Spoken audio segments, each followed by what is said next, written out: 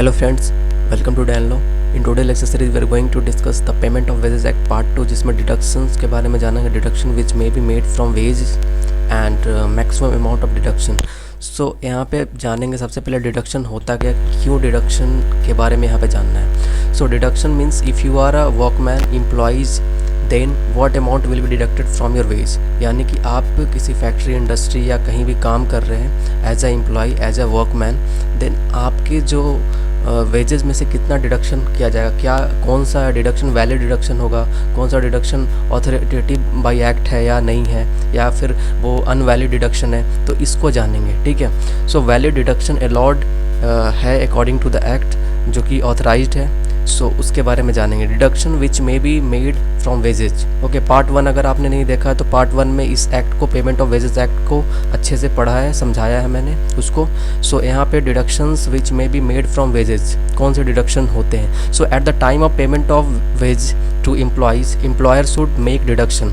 जब एक समय आता है, जब जैसे 1 महीना काम किया तो उसको एक पेमेंट मिलता है. ठीक है. एम्प्लॉय को, वर्कमैन को, जो फैक्ट्री में काम करता है या कहीं पे भी काम करता है, तो किसी भी क्लास ऑफ एम्प्लॉयमेंट के लिए.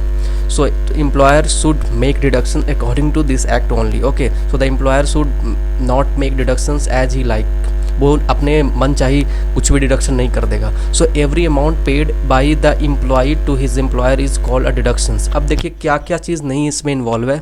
तो यहाँ पे कहा कि इंक्रीमेंट ऑफ एम्प्लॉय में, मतलब stoppage of increment of employee. मान लीजिए कोई एम्प्लॉय या वर्कमैन काम कर रहा है तो उसका इंक्रीमेंट हुआ, मान लिया उसका सैलरी में कुछ बढ़ोतरी हो रहा है, उसका सैलरी बढ़ जा रहा है, तो उसमें से डिडक्शन नहीं कर सकता है. ये सब चीज़ डिडक्शन में नहीं आता है, डिडक्शन की कैटेगरी में नहीं आएगा. Stoppage of promotion of the employee. मान लीजिए कोई एम्प्लॉय अच्छा काम कर रहा है, उसको प्रमोट किया जा रहा है और उसका प्रमोशन को रोक दिया, तो ये डिडक्शन में नहीं आएगा. ये सब डिडक्शन की कैटेगरी में नहीं आएगा. Stoppage of incentive lack of performance by the employee. मान लीजिए कोई एम्प्लॉय है, उसका परफॉर्मेंस लैक कर रहा है, तो due to lack of performance of the employee if there is any stoppage, तो ये डिडक्शन की कैटेगरी में नहीं आएगा. डिमोशन वगैरह डिडक्शन की कैटेगरी में नहीं आएगा. सस्पेंशन अगर एम्प्लॉय कर रहा है तो ये डिडक्शन की कैटेगरी में नहीं आएगा. So the above said actions taken by the employer should have a good and sufficient cause. Okay. So deduction means if you are a employee, if you are a workman, then what amount will be deducted from your salary, wage, जो आपको wages मिल रहा है. Okay. उससे क्या deduction होगा, ये इसका मतलब होता है. वैलिड डिडक्शन अलाउड है अकॉर्डिंग टू दिस एक्ट, बार बार मैं बता रहा हूँ. So now come to 7 clause 2. 7 clause 2 में क्या बताया गया, 7 क्लॉज 2 में बताया गया कि डिडक्शन क्या होगा. ठीक है. पहले बताया डिडक्शन क्या क्या नहीं हो सकता है. So deduction made by the employer should be made in accordance with this act only. जो इस एक्ट में बताया गया अकॉर्डिंग टू दिस एक्ट हो सकता है. और कौन कौन सी चीज़ इसमें शामिल है, क्या क्या चीज़ को डिडक्ट कर सकते हैं, जैसे फाइन हो गया, deduction from absence from duty. मान लीजिए कोई फाइन है तो उस केस में डिडक्शन हो सकता है. Deduction from absence of duty के केस में हो सकता है, या फिर डिडक्शन फॉर डैमेज टू और loss of goods may be by the employees due to his negligence. अगर किसी नेग्लिजेंस की वजह से, वर्कमैन है, एम्प्लॉय है, उसका नेग्लिजेंस की वजह से अगर कोई लॉस होता है गुड्स या सर्विसेज का, तो उस केस में डिडक्शन हो सकता है. Deduction for the house accommodation supplied by the employer और बाय द गवर्नमेंट और एनी हाउस होल्डिंग. देखिए अगर कोई हाउस एकोमोडेशन दिया गया है, यानी कि घर रहने के लिए दिया गया है, तो उस केस में एम्प्लॉय ने उसको एक्सेप्ट किया है, तो वहाँ से डिडक्शन हो सकता है, एम्प्लॉयर कर सकता है. Deduction for recovery of advances connected with the excess payment और advance payment of wages. Okay.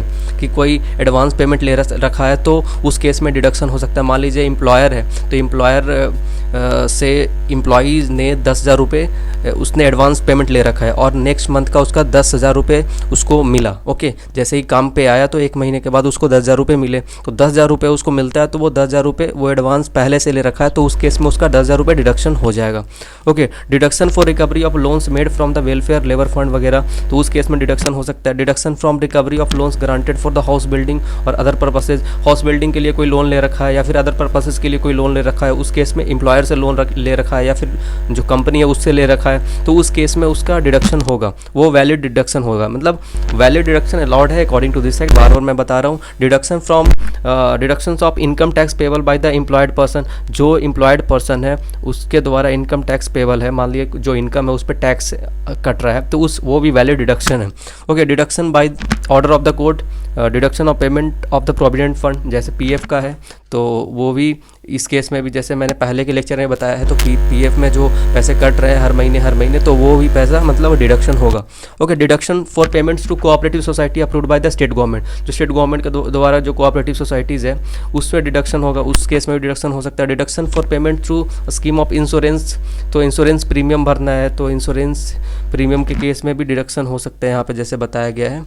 और deduction made if any contribution made as a fund to the trade unions with the acceptance of employees, अब employees ने accept कर रखा है कि वो trade union को फंड प्रोवाइड करेगा, तो उस केस में उसने एम्प्लॉयर को जब वो जॉब पे गया था तो उस समय ही उसने एक्सेप्टेंस हामी भर रखा है, तो वो उस केस में क्या होगा कि उसका डिडक्शन होगा। Deductions for recovery of loans sustained by a railway administration on account of acceptance by the employees of fake currency. Okay, deduction for recovery of losses sustained by a railway administration, तो ये सारी चीज़ें जो है ना prime minister national relief fund के लिए भी डिडक्शन होगा अगर इसके लिए एक्सेप्टेंस अगर एम्प्लॉइज़ ने दिया है। तो बहुत सारे डिडक्शंस ऐसे होते हैं जो कि एम्प्लॉइज़ ने एट द टाइम ऑफ जब वो एंटर करता है जॉब में तो उस समय उसने अगर एक्सेप्टेंस दे रखा है उस सारी चीज़ों में तो उस केस में भी डिडक्शन हो सकता है जो कि वैलिड है according to this act. Okay, so now come to limit for deduction, section 7 clause 3 बताता है क्या क्या लिमिट इसमें बताया गया है। सबसे पहले लिमिटेशन ऑन डिडक्शन कहेंगे, so the total amount of deductions from wages of employees should not exceed 50% but only in case of payments to cooperative society deduction from wages of employees can be made up to 75%। Means there is a limitation on deduction. क्या limitation है भाई कि अगर deduction किसी employ का salary से deduction हो रहा है तो वो 50% से ज़्यादा नहीं बढ़ना चाहिए। ओके, पर अगर केस है कोऑपरेटिव सोसाइटी का तो उसमें 75% ज़्यादा नहीं। मान लीजिए कि आपको 10,000 रुपये सैलरी मिलता है महीने का तो आप 5,000 से ज़्यादा मतलब अमाउंट डिडक्ट नहीं कर सकते, एम्प्लॉयर 5,000 से ज़्यादा डिडक्ट नहीं कर सकता 50% ज़्यादा। अगर कोऑपरेटिव सोसाइटी में अगर आपने एक्सेप्टेंस दे रखा है तो उस केस में आपको क्या है कि आप 7,500 से ज़्यादा डिडक्शन नहीं कर सकते अगर आपका सैलरी 10,000 है तो, समझ के। सो आप इसको समझ के। Section 8 talks about now fine. Okay, fines क्या होता है। Fine should be imposed by the employer on employee with the approval of the state government or prescribed authority. जो फाइन जो है इम्पोज किया जाएगा किसी भी एम्प्लॉयर के द्वारा एम्प्लॉई के लिए अगर एम्प्लॉई कुछ गलत करते पकड़ा गया है तो। ओके, और वो स्टेट गवर्नमेंट की जो अप्रूवल होगी या फिर प्रिस्क्राइब अथॉरिटी की जो अप्रूवल होगी उसके अनुसार होगा। ओके, तो कौन कौन से चीज़ें ऐसी होंगी जो फ़ाइन के कैटेगरी में आते हैं वो जानते हैं। अब सबसे पहले ये जानना है कि देखिए फ़ाइन इम्पोज करने से पहले ये है कि जो भी इंडस्ट्री या फैक्ट्री है जहाँ पे एम्प्लॉइज़ या वर्कमैन काम कर रहा है तो वहाँ पे एक नोटिस बोर्ड होगा, वहाँ पे जो फ़ाइन के कैटेगरी होंगे जो भी गलत चीज़ है वो मेंशन है कि ये चीज़ करते हुए अगर एम्प्लॉई पकड़ा जाता है, वर्कमैन पकड़ा जाता है तो उस पर फ़ाइन इम्पोज होगा। ओके, ऐसी चीज़ें वहाँ पे मेंशन होना चाहिए जो कि विजिबल होना चाहिए एम्प्लॉई के लिए, वर्कमैन के लिए। Okay, so the notice board of fines on employees should be displayed in the work premises and it should be contain activities that should not be made by the employees. Okay, means that is clear cut that it should be visible by the side of the employees. Okay, और premises में वो लगा रहेगा। Okay, now come to fine should not be imposed on the employees until he gives the explanation and cause for the act और omission he made. Okay, fine तब तक impose नहीं किया जाएगा किसी एम्प्लॉइज पे जब तक वो मतलब उस पर कोई एक्सप्लेनेशन का पूरी तरह से ना दे दे। Okay, cause for this act और ओमिशन जो कि मेड हुआ है। ओके, जो भी एक्ट किया है, ओमिशन किया है तो उसके लिए पूरा एक्सप्लेनेशन होगा तब उस पर फ़ाइन इम्पोज किया जाएगा। ओके, कि गलत है, सही है, क्या है, वहाँ पे बातचीत होगी। Okay, total amount of fine should not exceed 3% of his wages. मान लीजिए किसी एम्प्लॉई का सैलरी है 10,000 तो 10,000 का 3% होगा यानी कि 300 रुपये से ज़्यादा उसका नहीं कटेगा। 3% से ज़्यादा एक्सीड नहीं होना चाहिए fine. Okay, fine should not be imposed on any employee who is under the age of 15। जो अंडर द एज ऑफ 15 है उस पर फ़ाइन इम्पोज नहीं होगा। जाहिर सी बात है बिलो 14 अगर होगा तो वो चाइल्ड लेबर के कैटेगरी में चला जाएगा। तो यहाँ पे कहा गया fine should not be imposed on any employee who is under the age of 15। जो एज ऑफ 15 है, मान लीजिए कि 14.5 या 15 साल का कोई लड़का है वो काम कर रहा है तो ऐसे केस में क्या है कि उस पर फ़ाइन नहीं लगाया जाएगा। अगर वो काम कर रहा है, वो गलती भी कर दिया तो भी उस पर फ़ाइन, उसको एग्जम्पशन है फ़ाइन से, यानी मान लीजिए आप। Okay, fine should be imposed for the time only on the ways of employees for the act of omission he made. जो भी एक्ट ऑफ ओमिशन जो किया है उसके लिए ये फाइन होगा। अब जो यहाँ पे बताया गया, fine should not be recovered in the way of installments from the employ.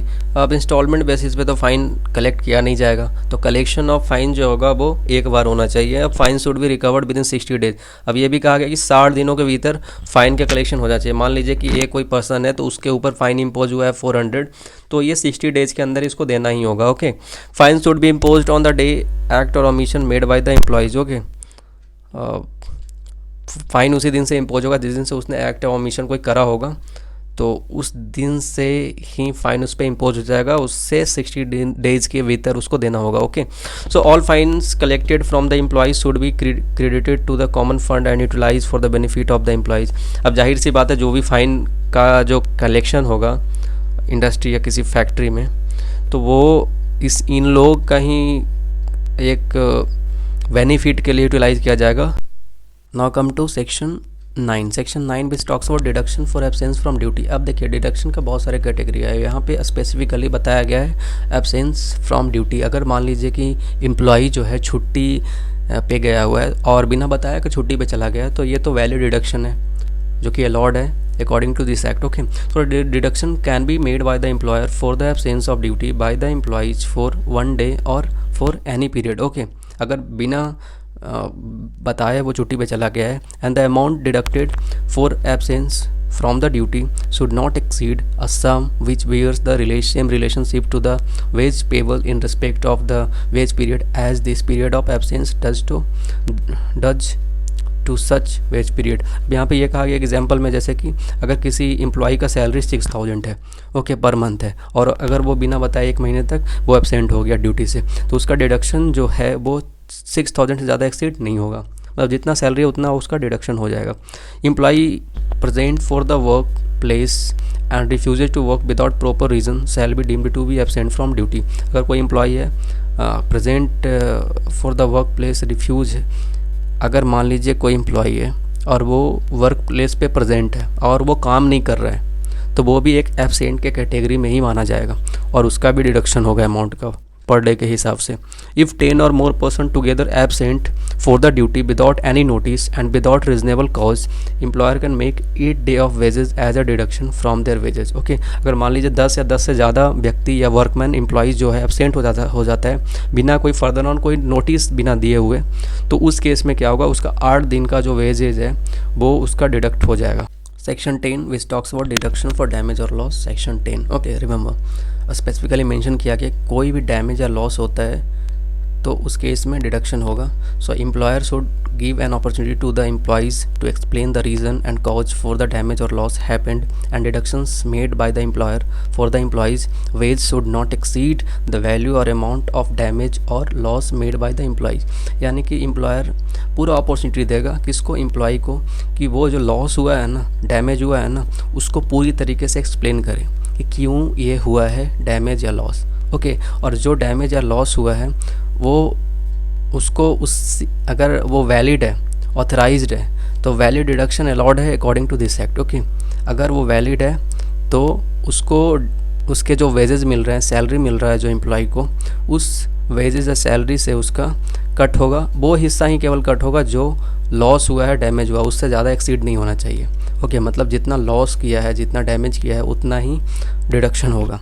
और सेक्शन 10 क्लॉज 2 बात करता है all such deductions and all realizations thereof shall be recorded in the register to be kept by the person responsible for the payment of wages। अब जैसे कि payment of wages act में देखा था, section 3 में देखे थे ना, कि जहाँ पे बात करता है responsibility for payment of wages. Okay, कि कौन रिस्पॉन्सिबल है, जाहिर सी बात है एम्प्लॉयर रिस्पॉन्सिबल है, तो एम्प्लॉयर है या फिर जिसको अपॉइंट किया गया, नॉमिनेट किया गया, रेलवे केस में अलग है और सारे केस में। सेक्शन 3 में मैंने बता रखा है, पार्ट 1 का वीडियो आप लेक्चर जाकर देखिएगा, उसमें बताया है मैंने। So all such deductions and realisation thereof shall be recorded in the register to be kept by the person who is responsible for the payment of wages under section 3। Section 3 के अंदर जो भी responsible है wages देने के लिए employ को, उसको ये मेंटेन करना है, क्योंकि मान लीजिए किसी एम्प्लॉय का सैलरी 10,000 रुपये है, ओके, तो अगर यहाँ पे डिडक्शन होगा तो डिडक्शन से जो रिस्पॉन्सिबल है डिडक्शन करने के लिए और जो रिस्पॉन्सिबल है पेमेंट देने के लिए किसी भी एम्प्लॉई या वर्कमैन को, तो वो उस समय इसको डिडक्ट कर देगा। मान लीजिए कि 500 डिडक्शन है तो उसमें से क्या होगा 9500 उसको मिलेगा डिडक्ट करके। तो ऐसे आप एग्जांपल से समझ सकते हो।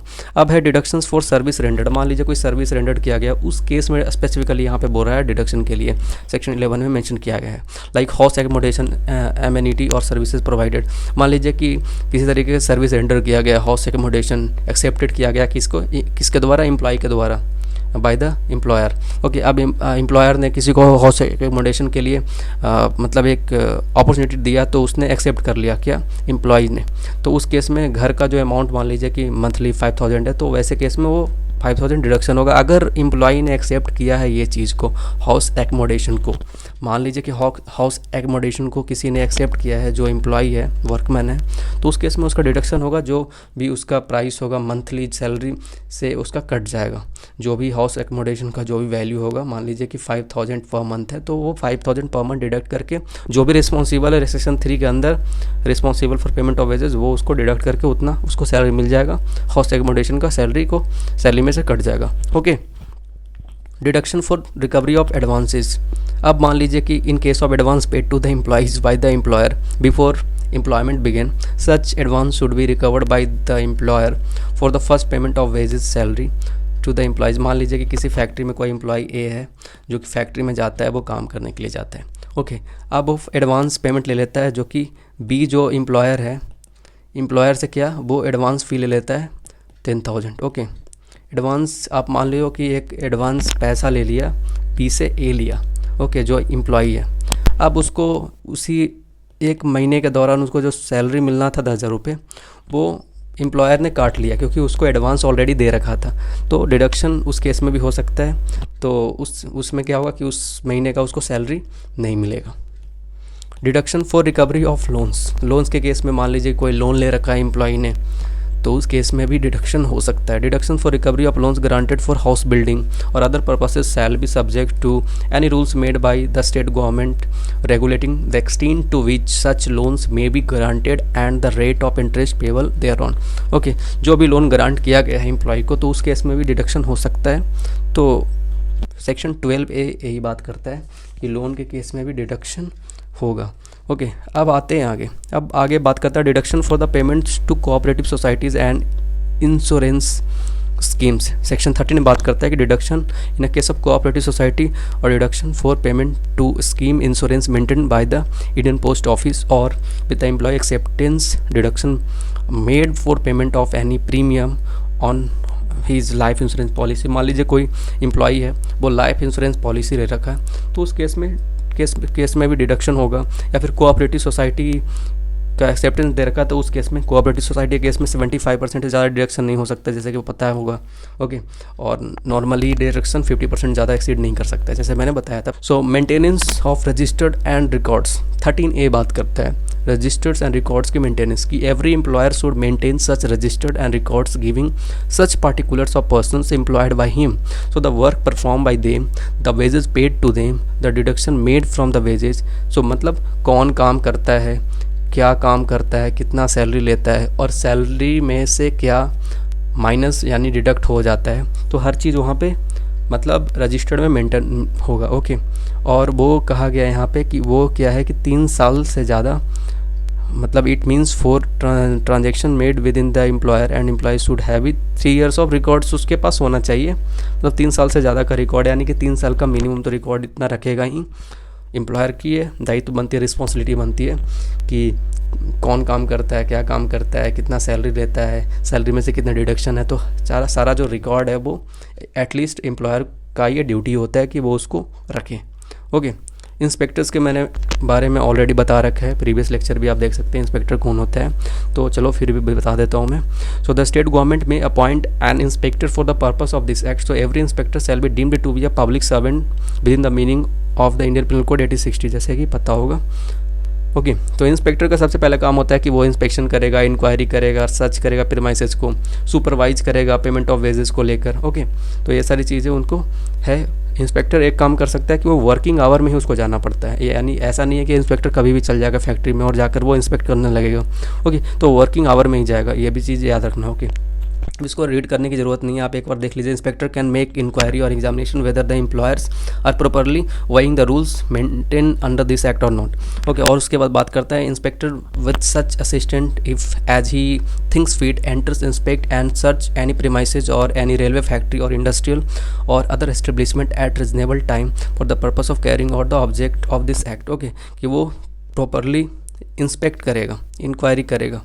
Okay, inspector can supervise the payment of wages to the person employed upon any railway or in any factory और इंडस्ट्रियल और अदर एस्टेब्लिशमेंट। मतलब इंस्पेक्टर क्या करेगा, वो सुपरवाइज करेगा पेमेंट ऑफ वेजेस को लेकर। जो भी व्यक्ति एम्प्लॉयड है, चाहे तो रेलवे में, किसी फैक्ट्री में, इंडस्ट्री में, उसको प्रॉपर मिल रहा है नहीं मिल रहा है, डिडक्शन हो रहा है तो किस तरह का डिडक्शन हो रहा है नहीं हो रहा है। सीज करेगा, सीज केस में जैसे सीज और take copies of such registered documents और portion thereof as he may consider relevant in respect of an offence under this act.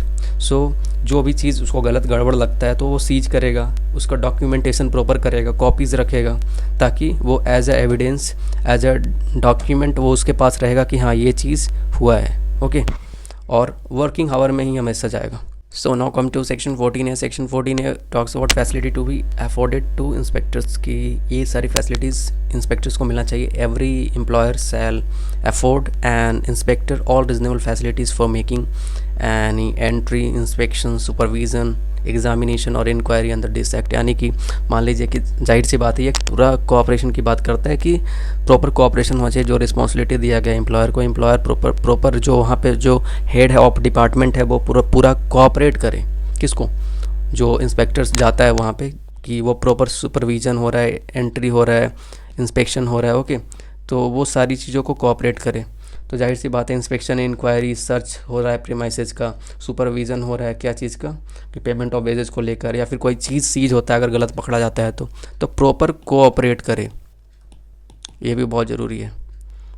Okay, अब सेक्शन 15 मैंने यहाँ पे मेंशन किया है। सेक्शन 15 भी बहुत इंपॉर्टेंट है पेमेंट ऑफ वेजेस का। उसमें ये बताया गया सेक्शन 15 में कि रिलेटेड टू जैसे claims arising out of deductions, delay in payment of wages के बारे में बात किया गया है। क्लेम्स अराइजिंग यानी कि क्लेम्स के बारे में बताया गया। क्लेम्स किस केस में क्लेम के बारे में बात किया गया है? जैसे कि मान लीजिए कि कोई डिडक्शन होता है तो उस पर क्लेम जाता है कि ओ वैलिड डिडक्शन अगर नहीं है तो एम्प्लॉइज या वर्कमैन कोर्ट भी जा सकता है, या फिर जो अथॉरिटी। तो इसको क्लेम को कौन देखेगा?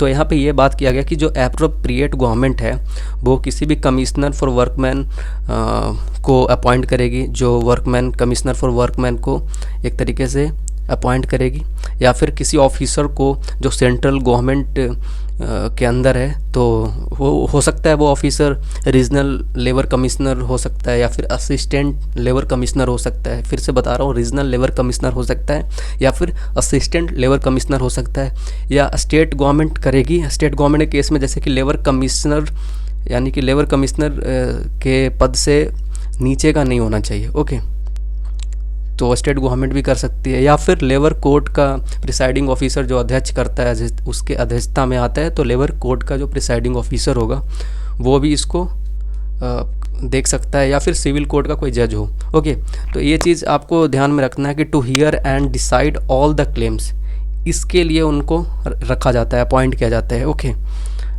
और एक चीज़ और याद रखना है कि आपको कि if any employer does opposite provisions of this act, तो कोई अनरीजनेबल डिडक्शन हुआ है तो भी जो इस एक्ट में जो प्रोविज़न दिया गया है तो उसके अकॉर्डिंग होगा। मान लीजिए कोई अनरीजनेबल डिडक्शन हुआ है तो इस केस में वो एप्रोप्रिएट गवर्नमेंट को के द्वारा जो अपॉइंट किया गया उनको वो एक तरीके से एप्लीकेशन लिखेगा। कौन लिखेगा? जो एम्प्लॉयर है, वर्कमैन है, उसका जो डिडक्शन हुआ है, जो अनवैलिड डिडक्शन है, उनके बिहाफ में कोई लॉयर होगा, या फिर इंस्पेक्टर होगा, या फिर कोई ऑफिशियल होंगे, रजिस्टर्ड ट्रेड यूनियन का जो ऑथराइज होगा, वो एप्लीकेशन लिखेगा, authority appointed by the government. और ये जो कहा गया है कि every such application shall be presented within 12 months from the date on which the deduction from the wages was made, कि ये जो एप्लीकेशन है, मान लीजिए डिडक्शन जिस दिन से हुआ है, अगर एम्प्लॉई को लगता है ये डिडक्शन वैलिड नहीं है तो 12 मंथ का टाइम पीरियड मिलता है। तो 12 मंथ्स का जो टाइम पीरियड मिला है उसके अंडर ही, मतलब 12 महीने के अंदर ही एप्लीकेशन लिखना है। मान लीजिए किसी रीज़नेबल कॉज और भी हो सकता है, मान लीजिए 12 महीने से ज़्यादा लेट हो गया, तो उस केस में रीज़नेबल कॉज देकर वो जो time of making application can be accepted, वो एक्सेप्ट हो सकता है।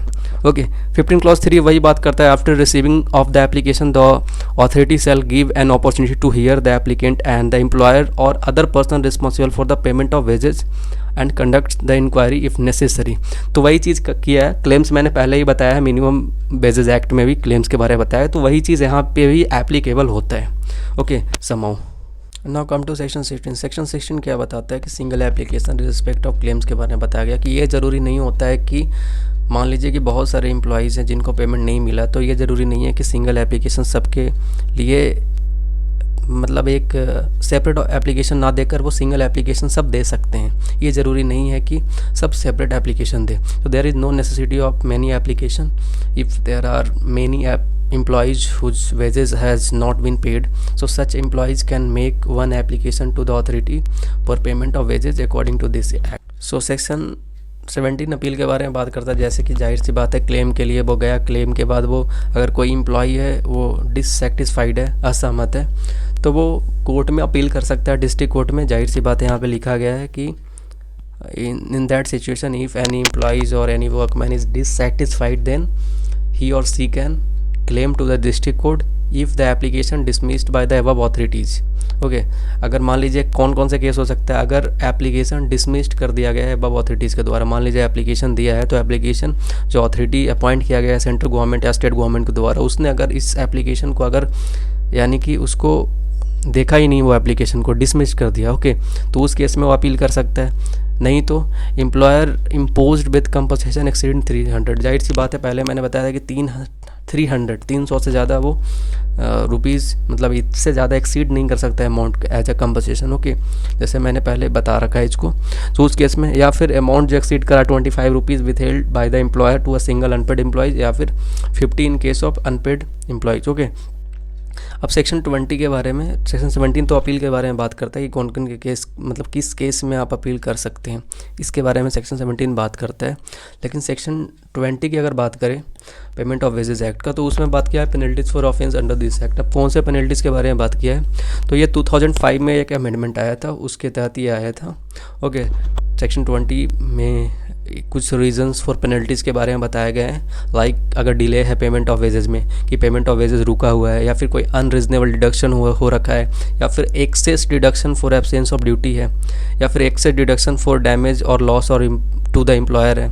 ओके, कि देखिए डिडक्शन अगर एक्सेस है, चाहे तो एब्सेंस ऑफ ड्यूटी के केस में, चाहे तो कोई डैमेज या लॉस के केस में, जैसे मैंने पहले बताया कि जितना डैमेज या लॉस होगा उतना ही डिडक्शन होगा उसके सैलरी से। ओके, या फिर एक्सेस डिडक्शन है हाउस एकोमोडेशन एमिनिटी और सर्विसेज दो दिया गया है, जो हाउस उसको मिला है एम्प्लॉयर के द्वारा, एम्प्लॉय को उसने एक्सेप्ट किया है, तो उस हाउस का जो वैल्यू है उतना ही वो पर मंथ पे करेगा उसके लिए।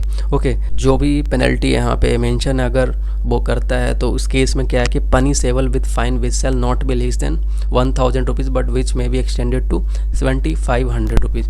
मीन्स 1000 से लेकर 7500 के बीच में उसको फाइन हो सकता है, वो डिस्कशन ऑफ जो मैटर है उस पर डिपेंड करता है। सो ई wages period exceed 1 month, failure in payment of wages on working day, wages not paid in form of current coin और करेंसी नोट्स और बोथ, तो इस केस में फाइन जो पनिशमेंट है वो एज अ फाइन एम्प्लॉयर को देना पड़ेगा। Failure to maintain records for collected fines by the side of the employees. Okay, अब यहाँ पे बात किया गया है कि punishable with fine which may extend to 3000, कि वो स्टार्ट होते 3000 से ज़्यादा एक्सटेंड किया जा सकता है। किस केस में, whoever obstruct as a inspector in the discharge of his duty under this act। अब मान लीजिए कोई इंस्पेक्टर जाता है और वो उस ड्यूटी को नहीं कर पाता है और कोऑपरेशन नहीं है bye the side of the employer, और जो हेड ऑफ डिपार्टमेंट है उसके साइड से कोई कोऑपरेशन नहीं है, तो उस केस में कहा गया कि अगर कोई ऑब्स्ट्रक्ट करता है, या फिर whoever willfully refuses to produce on the demand of an inspector any registered or other documents, कि जाहिर सी बात है इंस्पेक्टर इंस्पेक्ट करने आया है, वो उसको इंस्पेक्शन करना है, इंक्वायरी करना है, प्रीमाइसेस को सर्च करना है, सुपरवाइज करना पेमेंट ऑफ वेजेस को लेकर, या फिर कोई गलत अगर उसको लगता है तो सीज करेगा, तो उसके लिए प्रॉपर कोऑपरेशन चाहिए bye the side of HOD जो हेड ऑफ डिपार्टमेंट है, या फिर जो भी नॉमिनेट किया गया है, या फिर जो एम्प्लॉयर है जिसको रिस्पॉन्सिबिलिटी दिया गया है। अगर वो नहीं कोऑपरेट करता है, अगर गलत करता है वो, तो उस केस में punishable with fine which may extend to 3000 rupees, उसके लिए कहा गया है ये। ओके, तो ये सारी चीज़ें सेक्शन 20 में मेंशन है, और सेक्शन 20 जो है वो अमेंडमेंट के थ्रू आया था, मतलब एक 2005 में अमेंडमेंट उसका हुआ है, और penalty for offence under this act लिखा गया है। So thank you so much, please like, share and subscribe. So thanks for watching, this Deepak Anandan signing off.